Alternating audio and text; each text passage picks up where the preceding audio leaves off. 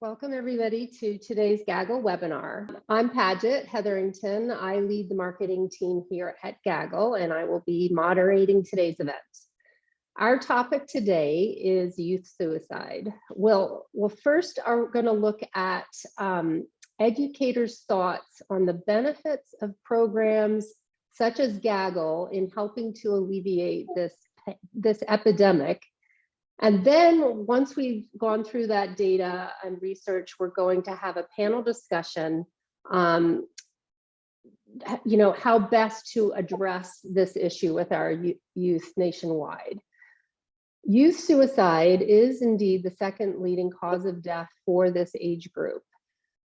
Also, we at Gaggle have seen an increase of suicide alerts. Like those are the very serious alerts where we have to call the district immediately.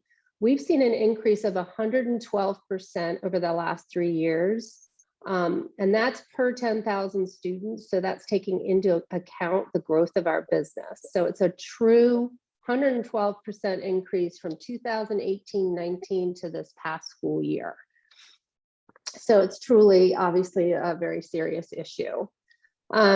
So that's what we're going to be covering today. So now for our three speakers, I would like to introduce our first speaker is Dr. Holly Kurtz. Holly Kurtz directs the EdWeek Research Center, which produces standalone studies as well as analyses for Education Week.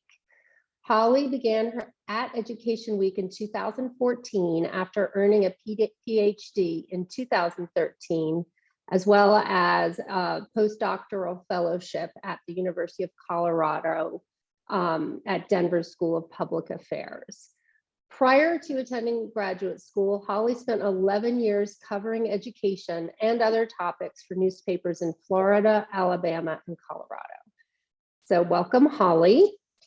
Our next speaker is Dr. Quintin Shepherd. Dr. Shepherd is in his third year as the superintendent for Victoria Independent School District in Texas, and as Victoria West High School parent. So he's also a parent.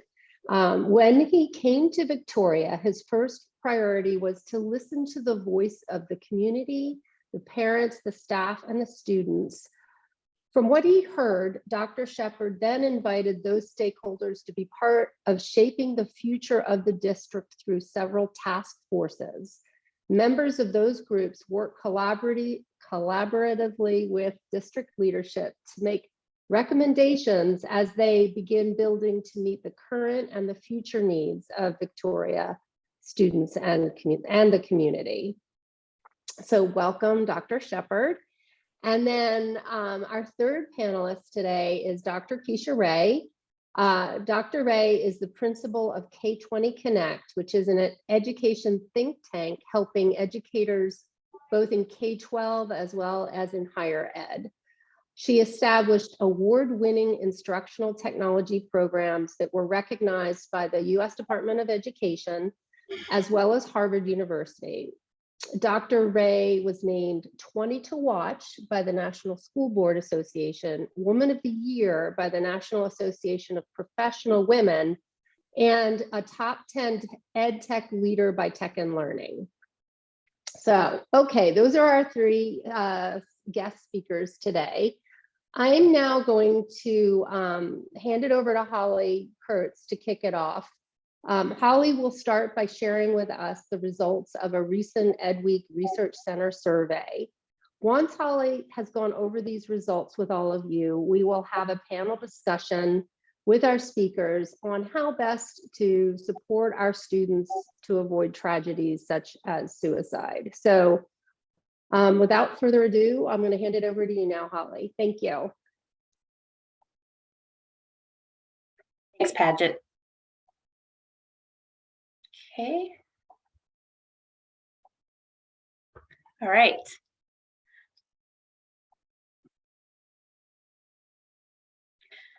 So we called this, we also have a white paper about this project, and we called it Guardian Angel or Big Brother, what educators really think of student safety platforms. because we weren't sure what educators who used them actually thought of them. Gaggle commissioned us, the EdWeek Research Center, and we're a nonprofit and nonpartisan, to administer this survey online. It's a pretty recent survey, was administered in May and June of 2022. And we had nearly 1,000 respondents. Most of the respondents were drawn from a list of all or almost all the district and school leaders in the nation. And then in addition, we had some that were Gaggle customers, because we wanted to specifically see what Gaggle users thought of student safety platforms. We also had nearly 200 who did not use student safety platforms. They were skipped to the end of the survey, and then we asked some questions such as why they didn't use the platforms, if they thought that their districts might consider getting them, if they would benefit from them. And in our white paper, we talk about the results for all these groups. Because we're doing a Gaggle webinar today, I'm going to streamline the presentation and mostly focus on the Gaggle results.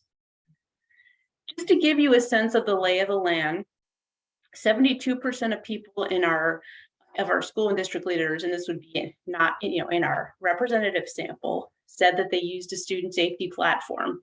And so this kind of approach is becoming sort of extremely prevalent in U.S. schools.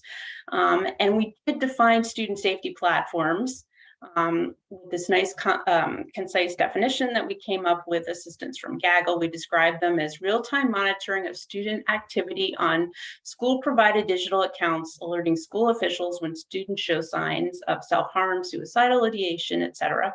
You can read the definition yourself. And so that way we could make sure that people who were taking the survey had a sense of what we were trying to ask them about.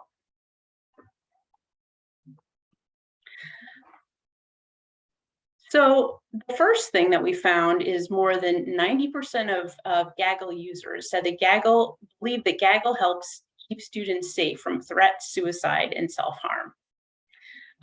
We saw that 95% felt that Gaggle made schools safer by helping educators identify potential threats. And 96% agreed with the statement that by identifying behavior associated with mental health challenges, Gaggle helps us support student mental health and wellness and prevent suicides. So we see a real, almost as close to 100% as you can get agreement that Gaggle does help enhance student safety and assist educators with student mental health and wellness and help prevent suicides. We saw that, again, the vast majority of users said that they believed that Gaggle had helped prevent one or more suicide in the past 2 years. And so here again are some of those survey questions and the results.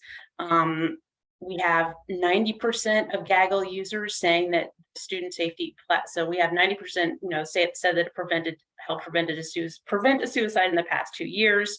We have 95% saying that they felt that their student safety platform had provided information that allowed for assistance to be provided to students who no one knew were depressed or self-harming. So as we know, it's students, it's not always obvious which students have mental health challenges. And then you see the top question, again, near universal agreement that student safety platforms help support student mental health and wellness. We asked Gaggle users, how many suicides do you believe Gaggle has helped prevent in the past 2 years? And they said 2. So 2 is the median number of suicides that they felt that Gaggle had helped prevent. And so if you extrapolate that to an average American school district of 3,700 students, that would be 19 suicides. And you can extrapolate beyond that as well. Suicide prevention is especially it's important across the board, but it's especially critical for LGBTQ students, because we know that they are 4 times more likely to attempt suicide than their peers. We know that 1.8 million LGBTQ youth seriously consider suicide each year. and that 45%, including more than half of transgender and non-binary youth, have considered attempting suicide in the past year. And I just want to emphasize here, I like this quote from the Trevor Project, which does great research on LGBTQ students, which is it's not that something about being LGBTQ makes these students inherently prone to suicide risk. It's that they are placed at higher risk because of how society reacts to their status. So this kind of goes with, we did see that nearly 3/4 of safety platform users said that their students are sometimes or often harassed for reasons related to sexual orientation. So we know that their students are facing this stigma. And 85% of users, Gaggle users, say that Gaggle helps stop this harassment or bullying of LGBTQ students, helping to bring this information to educators' attention. One major concern that has arisen is that some people have been concerned that Gaggle or student safety platforms could endanger LGBTQ students by outing them. And we see that 89% of users say that Gaggle does not do this. Obviously, this is the perception of educators, but in their view, in the view of the people who are, these district leaders, school leaders, guidance counselors, who sort of interact with this type of program every day, in their view, Gaggle, most are saying that Gaggle does not endanger LGBTQ students by outing them. We also know that from research, there's a connection, unfortunately, between bullying and suicide. Even if we leave aside bullying on the basis of LGBTQ status, just bullying in general is associated with higher rates of student suicide. And we see here that the vast majority of users believe that Gaggle has helped limit or stop bullying. And this is, again, by bringing information about what's going on to educators' attention. Most users say in the past 2 years that Gaggle has helped stop bullying on the basis of multiple different statuses. So for instance, most say that Gaggle has helped stop bullying on the basis of race, on the basis of gender, and then again on the basis of sexual orientation.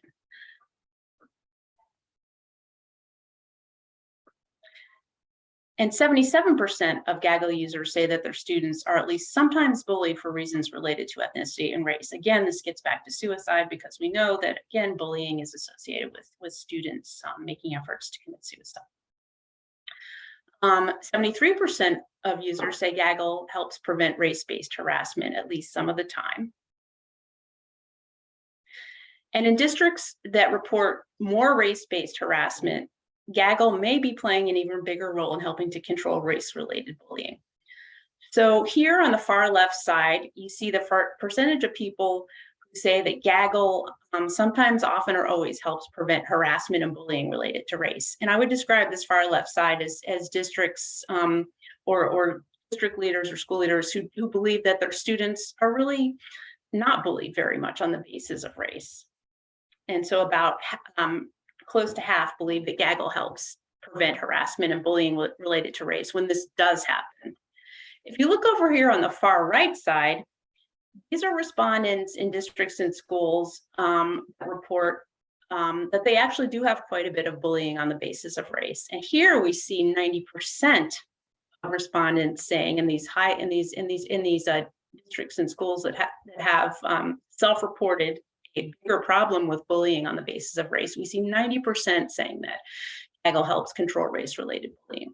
So I think the big takeaway from this chart is that users perceive that, users with who perceive that they have higher rates of bullying also perceive that Gaggle is playing a bigger role in helping to stop this bullying by bringing this sort of thing to their attention. Another concern when it comes to student safety platforms is that, and this specifically relates, to race, is that There are concerns that Gaggle or any student safety platform can contribute to the school-to-prison pipeline, in that because students of color, we know there's a lot of data showing that students of color are more likely than white students to face disciplinary or legal consequences for all sorts of things that go on at school. However, we see here that 83% of users do not believe that Gaggle is contributing to the school-to-prison pipeline by doing this sort of thing. And one reason is that we're not seeing that Gaggle is used that often to punish students. So we see it being used more often on the basis of the survey to protect students. So 72% of users say Gaggle results in disciplinary consequences for students. Not at all. So 10% says never, or at most a few times a semester. So it's not, so one reason that we're seeing that people are perceiving that it's not contributing to the school-to-prison pipeline may be that Gaggle is not being used in that way to discipline students. It's being used perhaps more often to try to assist students who need help or stop situations that where students are harming each other.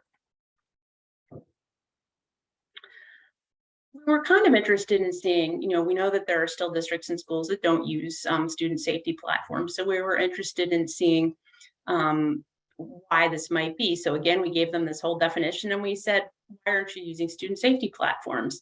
And we found that the top reasons were really awareness and resources. So the top reason is that these people, they just weren't even aware that these sort of tools exist until they took the survey, and then followed by, we can't afford to buy a platform, we don't have the resources and staff to handle the alerts. So it's not that these educators are, not using student safety platforms because they have concerns about them. It's that they can't afford them, or they perceive they can't afford them, or they perceive that, or they just weren't even aware of this tool. We asked them, if they thought that if their students would or would not benefit from a student safety platform, and the vast majority felt that their students would benefit from this type of tool. So I'm going to wrap up here the data presentation of the data section of this presentation, and we're going to turn to the panel. Just a little mention here. Gaggle did sponsor this research, but this publication does not necessarily reflect the opinions of Gaggle or sponsors. I'm going to turn it back now over to Paget, and she's going to lead us through a Q&A session. Great, thank you. Thank you very much, Holly. I thought that was very interesting. I appreciate your taking us through all of that, all of the results that you were able to get from that survey. So now what we're going to do is Dr. Kecia Ray and Dr. Quintin Shepherd and Dr. Holly Kurtz, all these PhDs and doctors, we're going to get on, there we are, got everybody on their video. And I'm just going to start kicking off some questions to you all, and we're just going to have a discussion about some of the things we've seen in this research that we just covered, and as well as just the experience that all of three of you have seen in terms of, what are some of the things that we all can be doing every day to try to help these kids, that are struggling. So to just kind of get that started, first to say to everybody who is here on this webinar, please feel free to put your questions in the chat, and we'll do the best we can to answer all of them, either on this panel or afterwards or in the chat itself. So keep those questions coming. But I'd like to start by asking all of you in the audience the first question. So how's that for turning the tables on everybody? So I think you all probably heard of this thing called a chat fall. It's like everybody responds to a question, and we can kind of see what the feeling is and what the thoughts are of everybody who's here. So we're going to do that. So the question is as follows. What's something that is impossible to do, but would dramatically improve our success at solving our biggest problems, such as reducing student suicide? Okay, so go. Everybody just write in your thoughts. What is something that is impossible to do, but would dramatically improve our success at solving our biggest problems? Problems such as preventing student suicides. Remove all the problems from the world. Okay, yes, I agree with that. There we go. Thank you, everybody.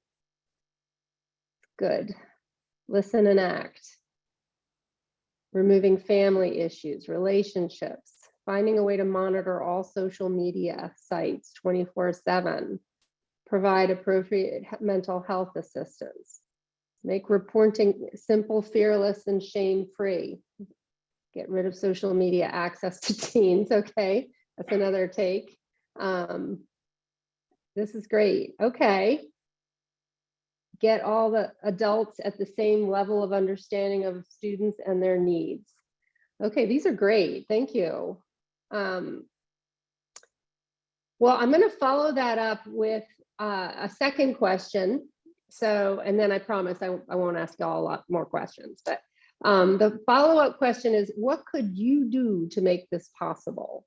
So whatever you thought was the thing that would dramatically improve our success at solving student suicide, what could you do yourself to make that possible? So think of that, solve for that for a second. Increase communication, win the lottery so we can have the necessary resources. Continue working with Gaggle, I like that one. Educate students on proper social media protocol, show more empathy. That's a good one. Listen, show more empathy. Add mental health moments to each day. Listen again, get to know students by more than name. Encourage students to report when they see or say something, even if anonymous. This is great. Okay. Well, thank you all for your participation, and feel free to keep adding to that. I think that's, one of the things I just wanted to pull out of what Holly just went through is Holly, you talked about the number of suicides that we've been able to prevent. And I wanted to extrapolate that to a 10,000 student district, and that equates to 25 lives a year that we've been able to help save. So I just wanted to point that out. Okay, so that's enough of me talking here. So let's see, I'm going to open this discussion up by asking, I'm going to start with you, Quintin, and then everybody just jump in. How have you been able to alleviate student suicides at Victoria ISD? I'll eventually get around to answering that question, but I'm not going to answer the question you asked because I want to go back to the chat ball. Okay, yes, please go. A little bit. So I just took a quick grab of the chat comments and dropped it in a word cloud generator just to see what popped up. I think this is fascinating. So amongst the roughly how many people do we have on here? I didn't look at the number of participants. Oh, we have 68. Amongst the 68 people, what we talked about most was empathy, communications, and resources. But the biggest word that everyone used is everyone, like creating an everyone culture. And that's what resonated with me. So creating an everyone culture, I think that's the answer to your question, Paget. And what's strange and unique and frustrating and exciting all at the same time is that we know that's the answer. We know that that's the answer. If we create an everyone culture where everyone is respected and loved, dare I say loved, that things like this, conversations like this would change dramatically. Well, how do we get there? Well, that's the rest of the answer. That's where empathy and communication and resources. And what it immediately made me think of is in VISD, we talk about this a lot. It's a framework for our capacity to do anything. Every district is trying to do stuff. We want to increase our capacity to help solve suicide issues that may take place. Well, when we think capacity, we think of this as a three-legged stool. That's our framework. And so the three-legged stool, it makes sense because it can't stand without all three legs. First of all, is it a priority? Well, it's a growing priority for all of us. I think the data just sort of surfaced that for us, and it's a growing issue coming out of the pandemic. It's something we know is getting worse, not better. So, you know, the greater the priority, the greater our capacity. The second part of it actually showed up in our word cloud, and that's resources. So I think of Gaggle as one of those resources. I think of staff, I think of time, I think of, you know, personnel. All these things are resources, and we do a pretty good job in that in schools. Where we fall flat on our faces, that third leg of the stool, and that's processes.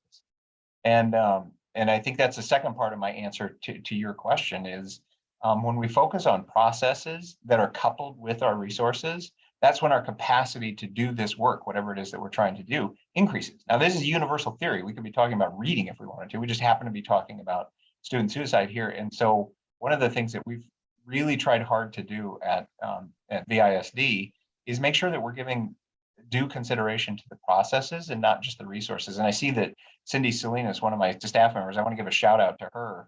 I see that she's on here. She's instrumental in our success, overseeing some of our social emotional learning behavior specialists and programming and what have you. But it's a team of folks here at VISD that are working hard on those processes to coordinate those resources. And I think that's huge. Well, thank you. I love the fact that you made that word cloud. We'll send that out to everybody as one of the follow-ups. What about Kecia and your experience and just, you know, not just, I know you've been in a district, several districts, but also just your many years in education. What are your thoughts on what we're talking about here with regards to supporting these kids? Yeah, I mean, I agree. And I love that, Quintin, you made the word cloud and I'm glad that empathy came up kind of in the, I can't wait to see the size of the word empathy in that word cloud. It was really big. But I think that one thing that I've noticed, especially since we've kind of come through the cloud of COVID, is that we, you know, high schools in particular, and you can extend that all the way, you know, K through 12, but let's look at middle and high schools. I mean, their purpose is to give young people social structure and emotional support, right? And during the last 3 years, all of that has just kind of gone topsy-turvy. And on top of that, our teachers have had a lot put on them. So I think what I'm seeing is we are struggling to get back to a place where we can provide those mental health services for our students and thinking about different ways that we can provide it, like online therapy versus let's bring a specialist in. And that, of course, is something that I believe Gaggle makes available too. So rethinking the way that we can bring resources into students is something that I'm seeing across the country, and also rethinking the expectations on a teacher to provide those supports and kind of spreading it out across a school or a district and not just putting the burden on a teacher. We, you know, our teachers are taxed at best and we're losing them by the droves in our field. And so the more that we can do to put supports around teachers and students, I think the better we will be kind of as a system overall. But a comprehensive approach to mental health, you know, kind of weaving in that SEL, mental health services, rethinking the way that you distribute supports across your district or within your school. All of those things can, I think, curb the number of suicides. And the person who wrote in social media is not wrong. I think that digital literacy is a huge piece of it, and helping kids understand how much significance they should put on the last picture they posted or the next quote that they're going to put out in, you know, on Instagram. And there's a little distortion that I see among our youth, middle and high school in particular, that we really need to attend to, and that's going to be through digital literacy. Our Secretary of Education basically this week said, you can't have literacy without digital literacy. So that's another kind of piece of the puzzle, so to speak. That's an interesting quote. Yeah, so just to sort of follow up a little bit on Kecia, what you were just saying, and there was also a comment in the chat. one of the things that we do at Gaggle is try to find the kids who are struggling, and but that we've just been sending the alerts to the school districts, and then they've been having to figure it out. We decided a couple of years ago, we didn't want to just be that, alert system. We also wanted to try to be part of the solution. So we set up this program called Gaggle Therapy and Coaching that basically is teletherapy and telecoaching. There is such a lack of therapists and coaches around the country, and we're really just trying to help school districts and parents and kids, have access when they really normally wouldn't have had access. So just something to mention. Okay. Let's see, moving on. Quintin or Holly, is there anything you want to add to that concept of the digital literacy and literacy being both very important? Yeah, there were two things that resonated with me. Absolutely, yes, on the digital literacy part. And the interesting phenomenon with Gaggle specifically is that, yes, it drives down the behavior, this horrible behavior within the platforms that we're able to observe it on. The frustration is that it sometimes then that same behavior migrates to a different platform, and a platform that isn't connected to Gaggle, the social media bits that we talk about, and that's just immeasurably frustrating for all of us. And it's expectations from parents and so on and so forth, that it's just this whole thing that we're trying as a country to figure out. The way that I talk about it, whenever I get a chance to talk about it with kids, I'm like, think back to like the invention of the automobile. The people who invented the automobile, they didn't have seatbelts, they were drinking and driving, there were no speed limits. I mean, you throw your kid in a laundry basket in the back seat of your car, and it was the kids in the back seat who grew up under those conditions, and they're like, no, we actually need some rules that like make this thing safer. And they're the ones who created the laws and regulations that actually then the grandkids of the people who invented the automobile were the ultimate beneficiaries. That's essentially what we've done with social media. Like, let's be honest, probably most of us on this Zoom chat, we don't have the foggiest idea of what we should be doing with social media, and we're driving recklessly. And our kids are watching that, and that's the interesting part to me. They know we should be doing it better. And so my charge to them is, I'm sorry that you're in this position, but you need to make laws and you need to make policies that make it better for your kids, so that hopefully my grandkids see a day where they don't have to worry about stuff like this. I just think it's so key. That's a very good point. Quintin and Kecia, was there anything in what Holly shared just now that you found either surprising or insightful, or just did it all make sense? Is there anything about the data that you'd like to discuss? I mean, the fact that it makes a school feel safer, I once upon a time, a long time ago, was leading a school district, and we had a platform. We actually had Gaggle, and it did make me feel safer about the protection that I was giving my students. And so that is encouraging that other people feel the same way, and that message is kind of remaining constant. I recently wrote an article on this, because privacy and security and safety and all of that, especially with Cybersecurity Month this month, is such a top of mind topic. But we often get kind of caught up in the politics of the topic, rather than the kind of fundamental essence of the topic. And when you boil it all down, school superintendents are charged to take care of children while they're in their care. It's literally a law in every single state. So what does that look like? Parents are charged with that too, but we don't criticize every single parent for the way that they care for their children. We do that to school districts and school superintendents. Sorry, Quintin. So what does that look like? It looks like having a tool or a means that you can review the safety and security of your students in a digital environment, in a face-to-face environment, and make a determination.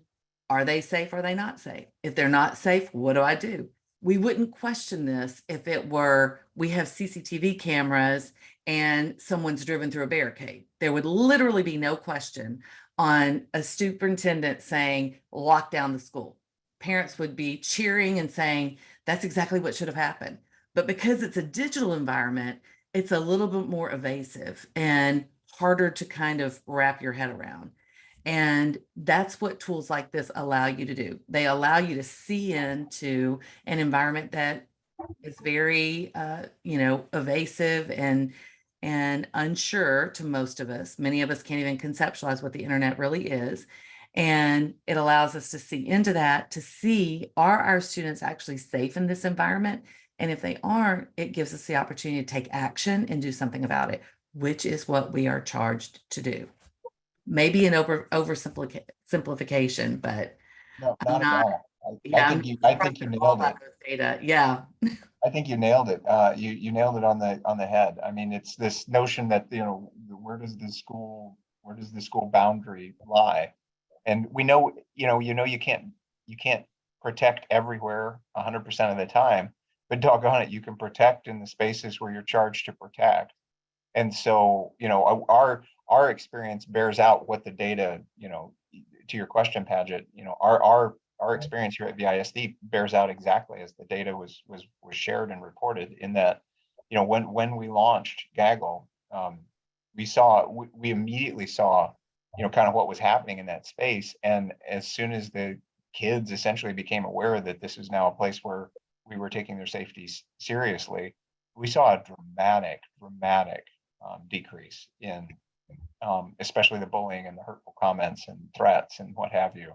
Which is not to say, and I just want to reiterate this point, like this, I never want to, say that there's a magic bullet to everything, because I'm not going to say that didn't go somewhere else. But what I can say is it's not happening here. It's not happening in the platforms that we are in control of and should be responsible for. So, and then I guess the other part that, as a superintendent, when I'm asked the question, like, why would you do this?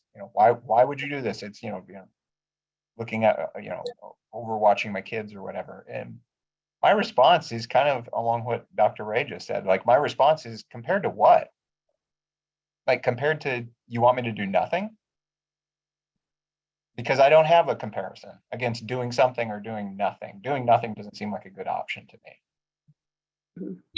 Yeah, you know what? And I didn't have a chance to present this in my presentation, but we actually asked users about their views of privacy and student safety platforms. And we said, which describes your view of student safety platforms? And the first option was the privacy issues outweigh the benefits. And we had only about 1 in 5 Gaggle users agreed with that. Vast majority, 79%, agreed with the second statement, which is that student privacy is not an issue because our student safety platform saves student lives. And that's not to say that these users are unconcerned about student privacy. We asked all the people who use student safety platforms, how important to you is student privacy on a scale of 1 to 10? And they rated it, where 10 is the most important and 0 is of no importance at all. And the median rating was 8. And so that's a pretty high rating for student privacy. But they rated the median rating, when we asked them how important student mental health and safety are, the median rating for that was 10. So student privacy is very highly rated for these users. It's just that they rate student mental health and safety more highly. Thank you, Holly. I was actually going to mention that, so I'm glad you brought that up. I have my little white paper here. Everybody will get a copy of this white paper when we send out the follow-up. It's an excellent, it's incredibly interesting to read what all these different educators are thinking about safety. And there was one other, there's many other aspects of what you researched, Holly, but one of the key components, and you did highlight it, but I want to ask Quintin and Kecia, the whole LGBTQ plus community and the concept of, the fact that Gaggle is trying to help stop harassment, trying to find kids who are thinking about hurting themselves and that sort of thing. versus are we in some fashion or another outing these kids? And we've been getting a little bit of pushback from some various corners of the universe that might be happening. And we firmly believe our mission that we're trying to keep kids safe. But I'd love to hear from either one of you or both of you what your thoughts are on that. Who wants to go first? Well, it's a fairly easy answer for me. That has not been my experience. I mean, and I'm boots on the ground, leading a district of 13,500 kids. And that's, yeah, I mean, that's, folks can say a lot of things, but that doesn't make them true. Right. Yeah, thank you, Quintin. I never experienced it in my district either. And I think that, it's really easy to get kind of pulled into a vortex of a demographic or one number or whatever and lose sight of the overall purpose of something. And I think, I always like to compare anything that happens in a virtual environment to something that would happen in an on-ground environment, because I think we lose sight of it when it goes into a virtual environment. Here's what I mean by that. And if you were on ground and you are in a high school cafeteria and kids are talking and they're huddled up and you've got some teachers around and a teacher hears something and they're like, I think I just heard whatever, make it controversial. I think I just heard, so-and-so has a gun and they're gonna da-da-da. The teacher wouldn't not do anything. They would act on that, right? They would go to the principal, they would take action. In an online environment, unless you have a tool that monitors that, you don't know that conversation's taken place.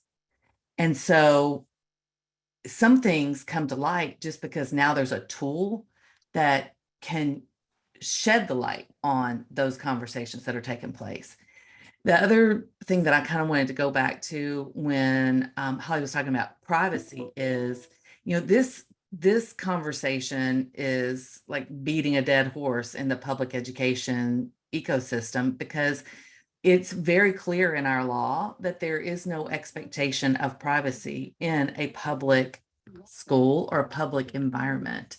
So the law will need to be attended to in order for the policy to be put in play that people are talking about putting in play, because there really is no expectation of privacy. As far as, any kind of group of children, African American, Latino, LGBTQ, any of those being targeted, I don't believe that a tool can target a population. I do believe that media or other sources can take advantage of information that's called out. I certainly have experienced this in my own district previously, and where they, somebody gets a hold of a nugget of information and then blows it up to something that's much, much larger than it should be. And I think that can happen because we're humans living on Earth. But Quintin, it sounds like that's happened to you and it was very painful, hopefully. Yeah, and it sparks something. You said a couple of things that are really super insightful. And I'm a pictures and analogies kind of thinker. So you talked about bringing the light to the conversation. You are 100% correct. For decades in education, we have been able to bring light to all kinds of conversations. Like it doesn't matter what you wanted to talk about. We could talk about some fairly controversial things, but we could bring light to the situation. Then you said something else later on that was also super important. And you talked about how this like really microscopic event happens. And then there's this like kerfuffle that happens around it.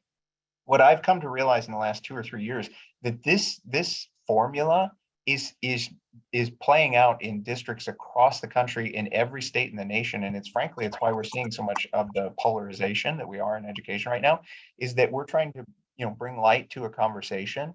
But if you add a magnifying glass at some point, you create heat.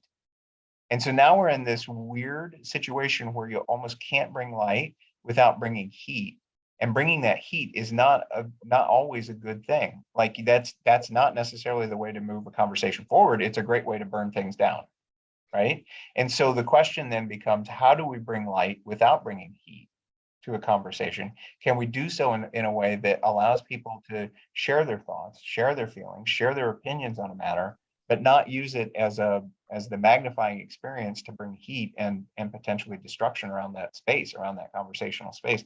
And that is very hard to do. And I think, Padgett, to your question, I think that's part of the reason why that's surfacing, is it only takes one or two instances out of the hundreds, if not thousands of districts that you're connected to. And all of a sudden this then brings heat. Right.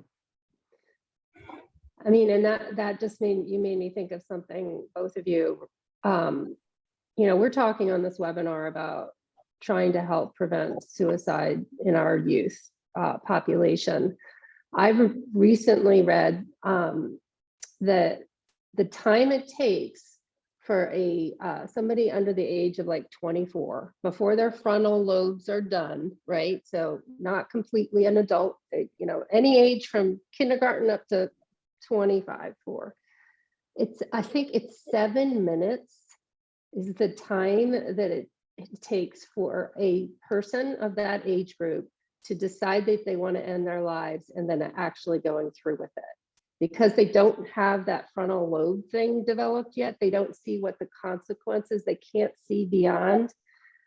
And I mean, this is what is the most important thing, right? We have to try to get to those kids as fast as we possibly can before these tragedies take place. And I think Kecia, you and I were talking the other day, I think you told me something about in different communities that's even faster, or there's a statistically higher number. What was that piece?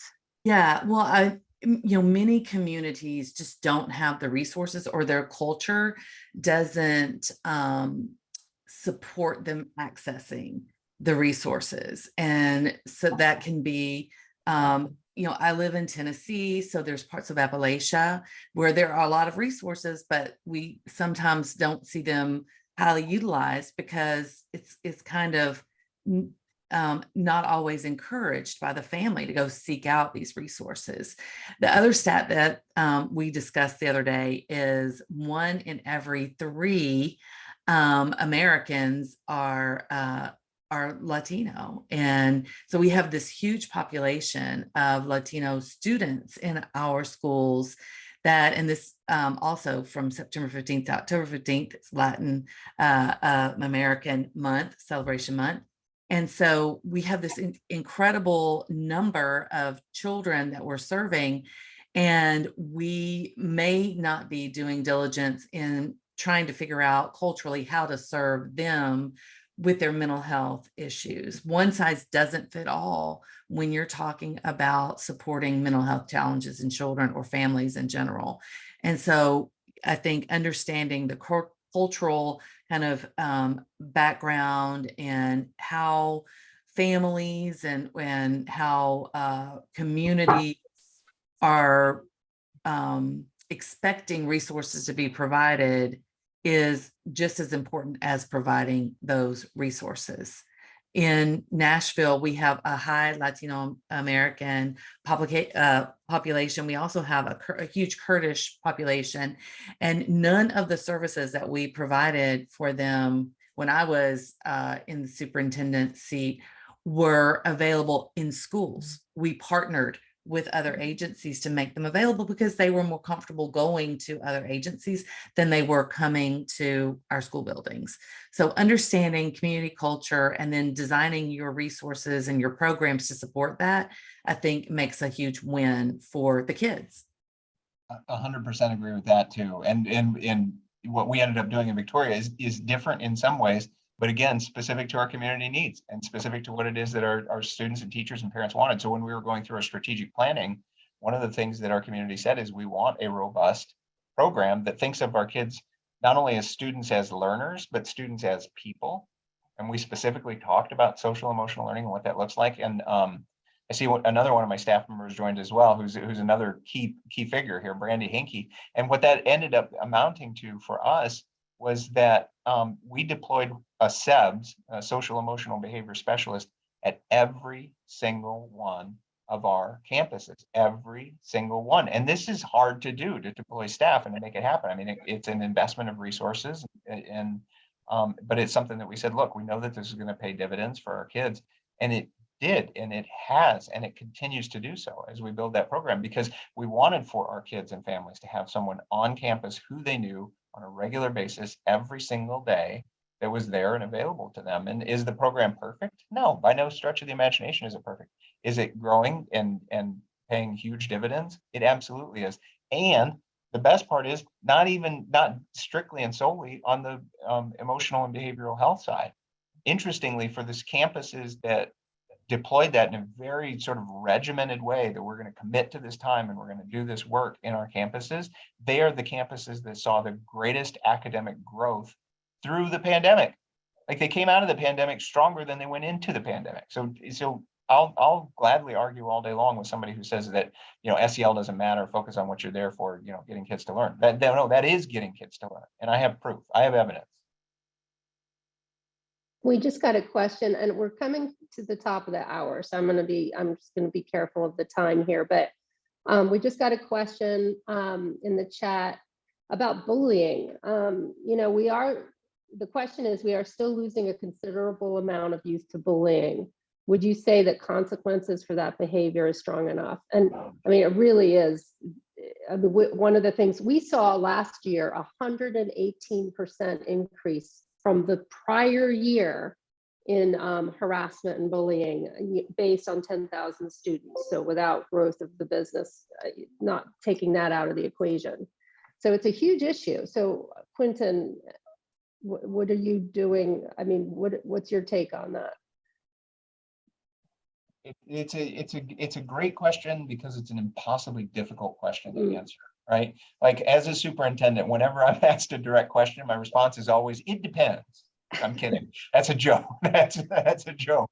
But it does. It depends on the context of the situation. I think the answer is yes. In some instances and in some contexts, I would say that the consequences for behavior is strong enough. I would say in other situations, it's not. Frankly, it is absolutely not. And one of the greatest sources of frustration that I ever experienced as a principal, as a high school principal, was when I had an ethical conflict around something almost exactly like this.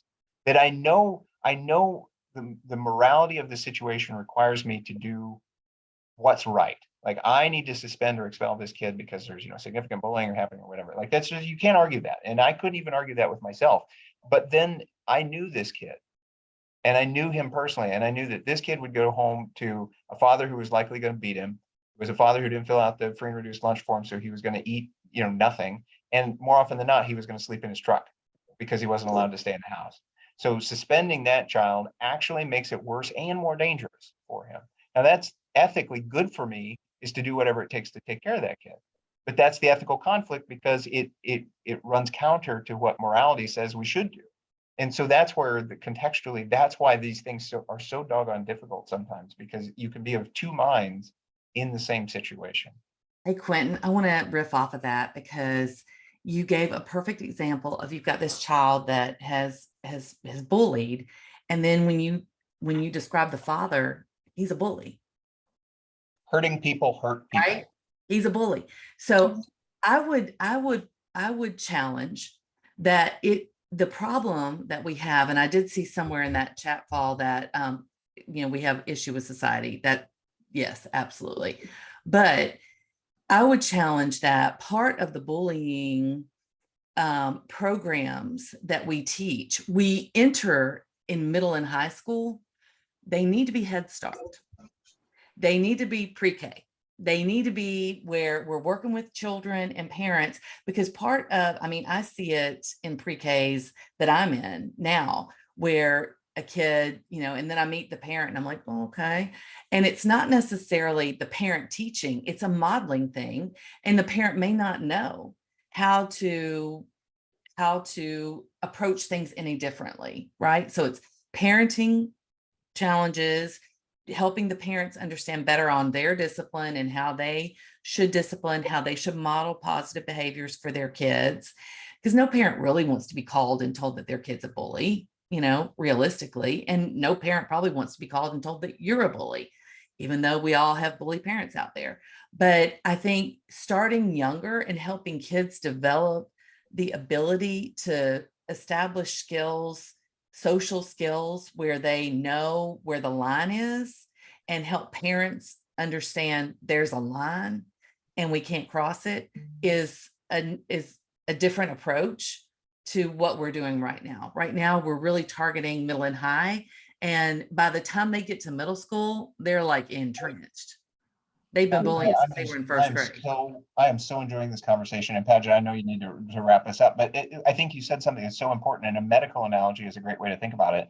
Like if we wait till middle and high school, you're really treating some of the symptoms. Whereas if we can get, the earlier we can start, it's almost like inoculating kids. Like if we can get them prepared and mentally balanced enough that we're inoculating them against the things that we know that they're going to have to face. Like we shouldn't pretend that it's never going to happen to them. And so the earlier we can get the treatment, the better. I love that. Inoculating. Good. That's a great idea. Yeah, we're 2 minutes to the end here. And like I said, I want to try to stay on time. Is there anything the three of you would like to mention real quick? And then I have one more slide I want to share with the people who have joined that have some resources that we want to make sure everybody has access to. So I'll be super quick.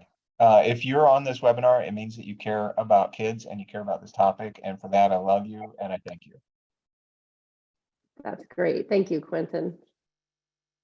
I'll be equally as quick, but I am going to put a resource in. I'm on the advisory board for Harmony, and we have a great program, a great curriculum. It's 100% free SEL curriculum. So if you're in a district that doesn't have one yet or hasn't adopted one, then check that out and see if it's something that you could incorporate in. I think there's not one bullet. There's probably, a variety. We have a lot of options. We need to come with a lot of angles, and monitoring one, SEL another, and then parent training and helping kind of with the mental health supports is yet that third three-legged stool. Yeah. Holly, do you have anything you want to just? I'd just like to thank everybody for attending and to urge you to read the full white paper. As Paget said, there's a lot of really interesting data, interesting responses that we received. Right. Well, thank you. Thank you, all three of you, for your excellent contributions and the conversation. We'll be sending out the slides with links to all of these resources. So don't worry if you don't have to, the link. Actually, the links are, thank you, Gaggle Marketing. The links are in the chat. So grab those if you want them right away. Not to forget, the National Suicide and Crisis Lifeline number is now 988. The Trevor Project Crisis Line is an excellent resource for that community, and there are a whole bunch of other student support resources. So we've put some links in here that hopefully can be helpful to everybody. And again, the white paper is super, super interesting. So find yourself 15 minutes and have a cup of coffee and read through it. And I think you'll find it very enlightening. But with that, again, thank you, Quintin, Kecia, and Holly, for all your wonderful insights and time. And we appreciate you.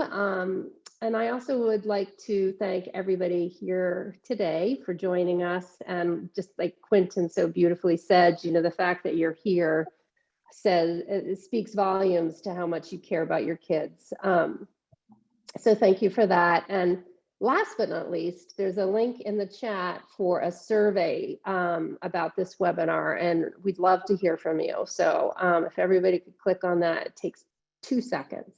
All right, so thank you.